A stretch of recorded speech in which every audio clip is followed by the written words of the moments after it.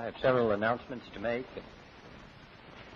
This week, Ambassador Arthur H. Dean has reported to me upon the status of the nuclear test ban conference at Geneva. On the opening day of the resumed conference, the United States, in closest cooperation with the United Kingdom, presented a series of new proposals. And on April 18, 1961, presented a complete nuclear test ban draft treaty.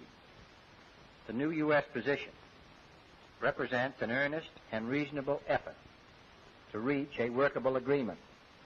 It constitutes a most significant overall move in these negotiations. Unfortunately, the Soviet Union has introduced a new proposition into the negotiations, which amounts to a built-in veto of an inspection system. The Soviet proposal calls for a three-man administrative council to direct inspection operations and other activities of the control arrangements. This proposal reverses a position to which the Soviet Union had previously agreed. In earlier negotiations, before this session in Geneva, it had been agreed that the inspection system would be headed by a single administrator operating within a mandate clearly defined in the treaty. The Soviet Union would substitute a directorate representing the communist bloc, the Western nations, and uncommitted countries. Each member of this triumvirate would have to agree with every other member before any action could be taken. Even relatively detailed elements of the inspection system would be subject to a veto or a debating delay. We recognize that the Soviet Union put forward its proposition before it had considered our new proposals. It is now considering our draft treaty, and we hope it will do so in a positive manner, as of course we are most anxious to secure an agreement in this vital area, a responsible and effective agreement. Ambassador Dean is leaving for Geneva today to resume the negotiations. The United States will continue to strive for a reliable and workable agreement.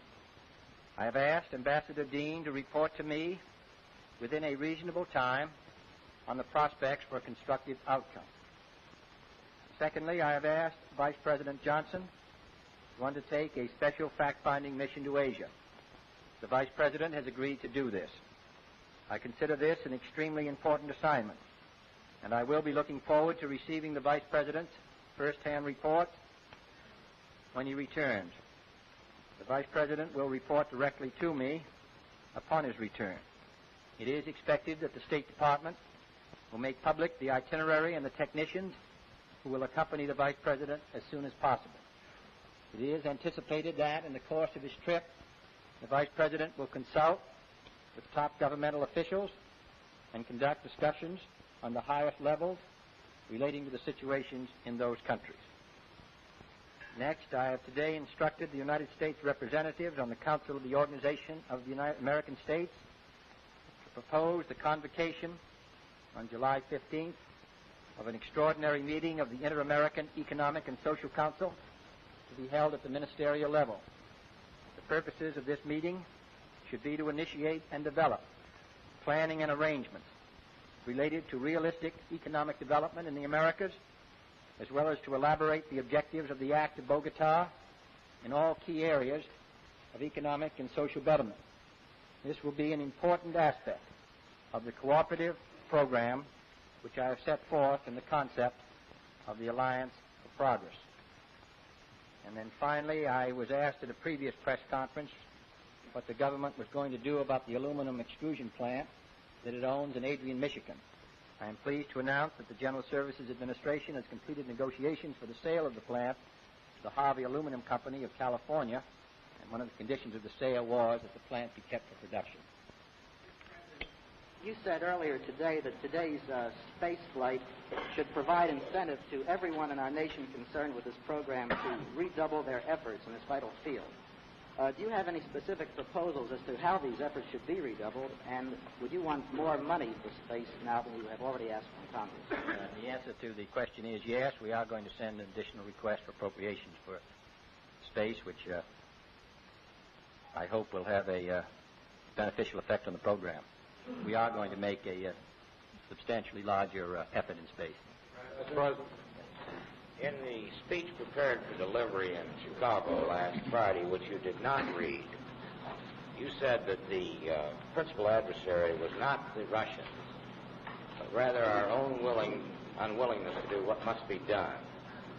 Could you clarify for us your thinking on that and indicate some field in which the American people have not done what their governmental leaders asked? No, the latter is not the correct. I said our, which did not make a distinction between the government and the people. I was talking about the common problems of our free society. I do wish that some of the speeches I give would get as much attention as the speeches which I do not give. But I do think there are a number of things that can usefully be done. We're going to require a larger effort in space. We are going to require a larger effort in other areas of the national security, and we'll be making our suggestions to the Congress. I will say that this is a free society, and it is not. It really requires a good deal of voluntary effort. On the matter of space, I've asked Secretary Goldberg to cooperate closely with Senator McClellan to see if we can get a responsible, consistent effort by labor and management in the field of production of our missile program. What is true there is true of other programs essential to our national defense.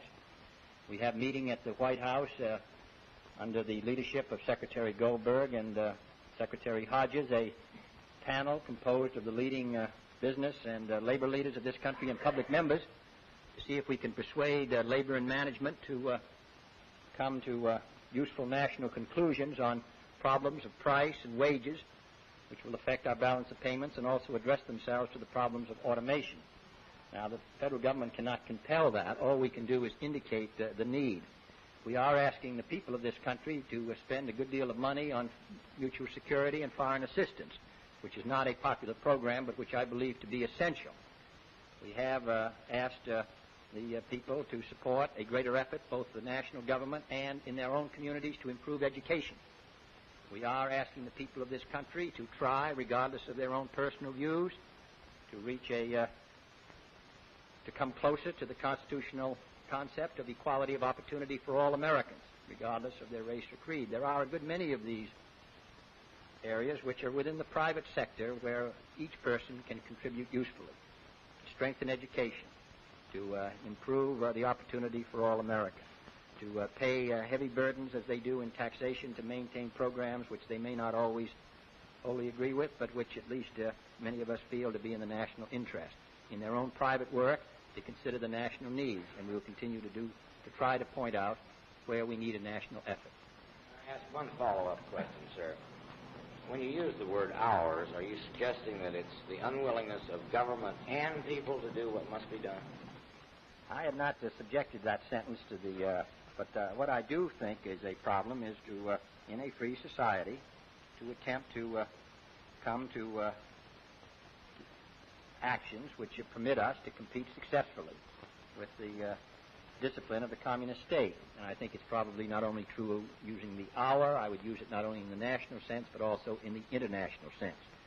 There isn't any doubt, reading today's news from one country and another, that the forces of freedom are in many areas on the defense, partly because they have not always been willing to take those progressive steps which will associate the governments with the progressive aspirations of the people.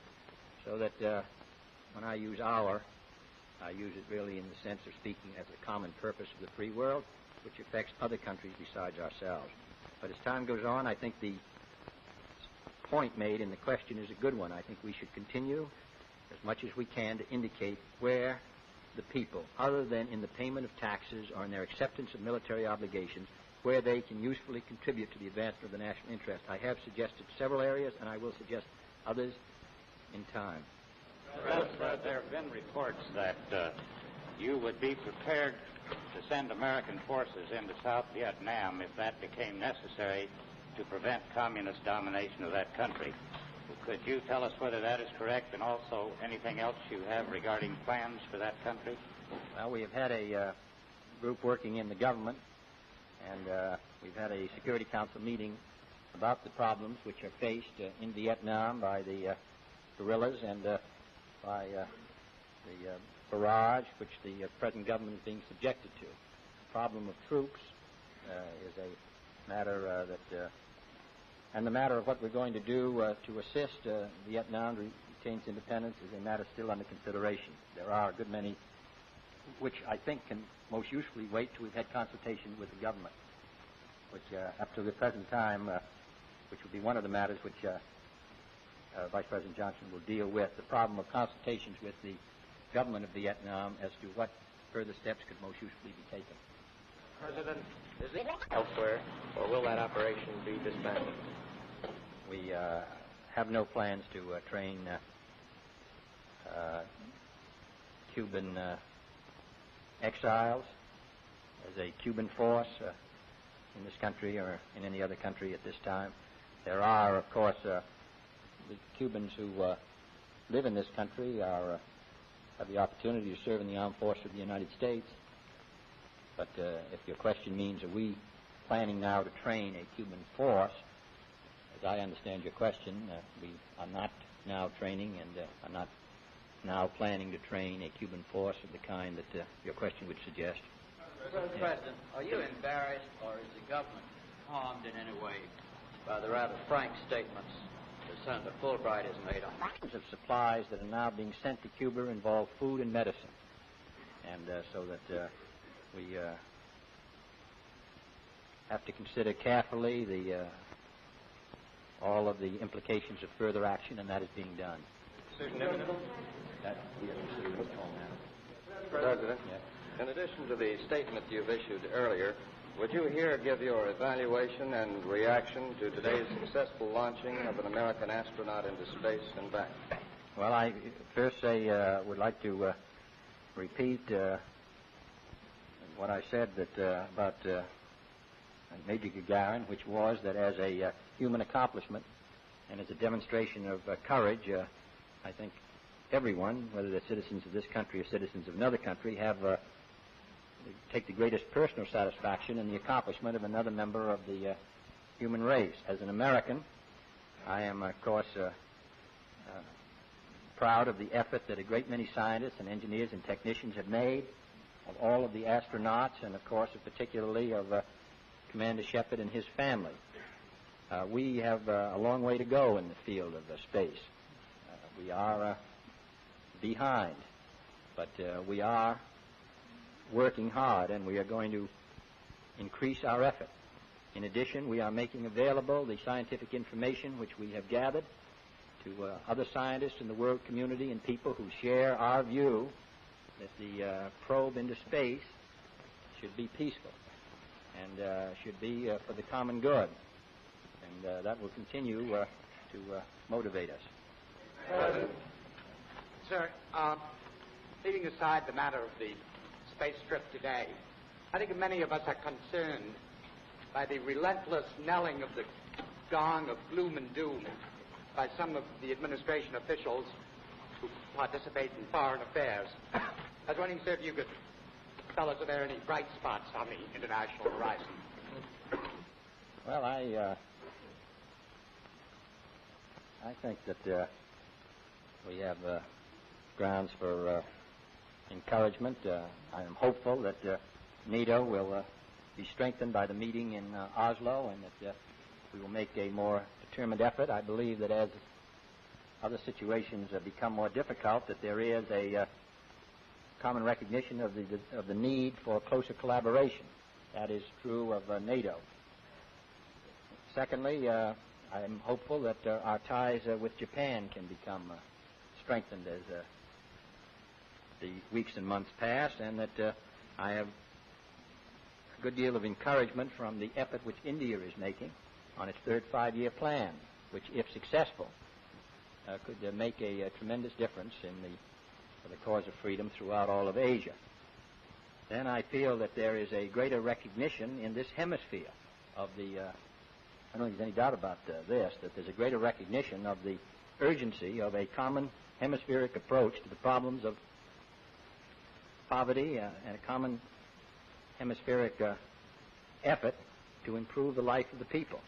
In addition, I think there is a common hemispheric awareness now that there is a cause for alarm in the determined effort which communists are making to seize control of the liberal revolutionary movements which are endemic to the Western Hemisphere and turn them for their own ends.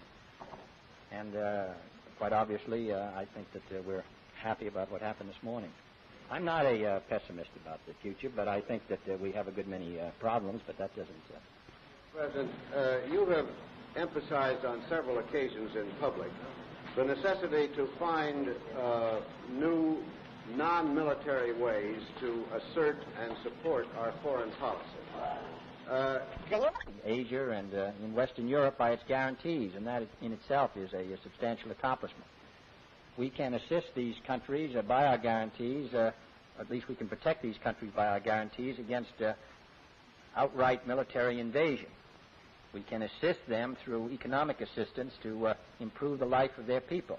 We can assist them through defense support in strengthening their armed forces against internal guerrilla activity. But in the final analysis, they have to, and we cannot do it for them, but they have to organize the political and social life of the country in such a way that they maintain the support of their people. That there is a limit beyond which our efforts cannot go. I think I've described what our efforts can do. But in the final analysis, then the responsibility rests with the people involved to maintain the support of the people, to identify their government with the people. One of the reasons why it's been a satisfaction to have President of Tunisia here, Mr. Bourguiba, is that he has done that. He has stood for freedom. He's identified himself with a common effort, a national effort by the people under freedom, and that's what we need to do around the globe. President, sir, do we expect to enforce it? Well, the Monroe Doctrine and other treaties which the United States has committed itself to, of course, are govern the foreign policy of the United States in this hemisphere.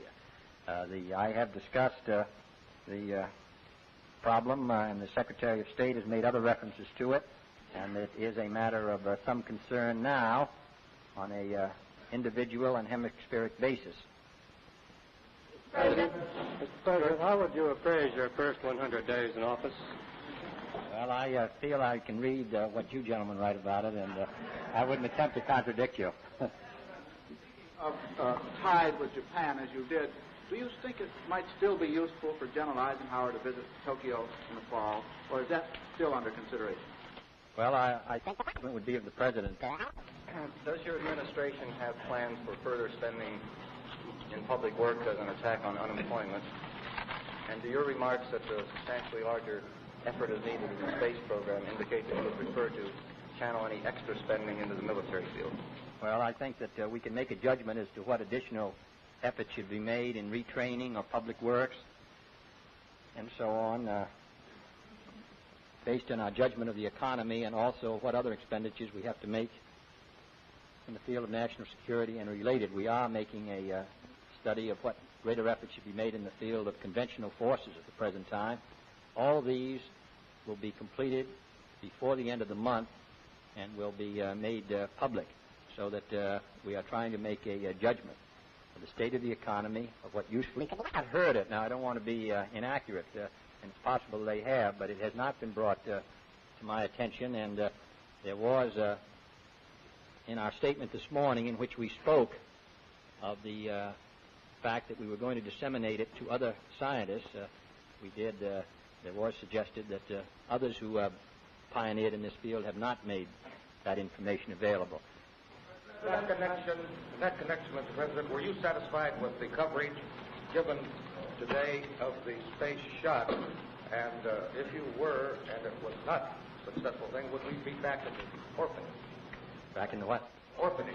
Well, I agree that if it had failed, having had some experience with that, it would be a very difficult time for NASA and for us all. But fortunately, it succeeded. I have not got the answer, however, to the question of the build-up. What I think is somewhat unfair is when pressmen themselves or editorial writers criticize NASA for attempting a big build-up with all of the implications it would have to our prestige and standing if there's a failure. We are not responsible. At least we're making every effort not to be responsible for encouraging a press concentration on this event, because quite obviously if we fail, we're humiliated here and around the world. But in a free society, if a newspaperman asks to be represented and to come, then he can come. So I think everybody ought to understand that we're not going to do what the Russians did of being secret and just hailing our successes. If they like that system, they have to take it all, which means that you don't get anything in the paper except what the government wants. But if you don't like that system, and I don't, then you have to take these risks.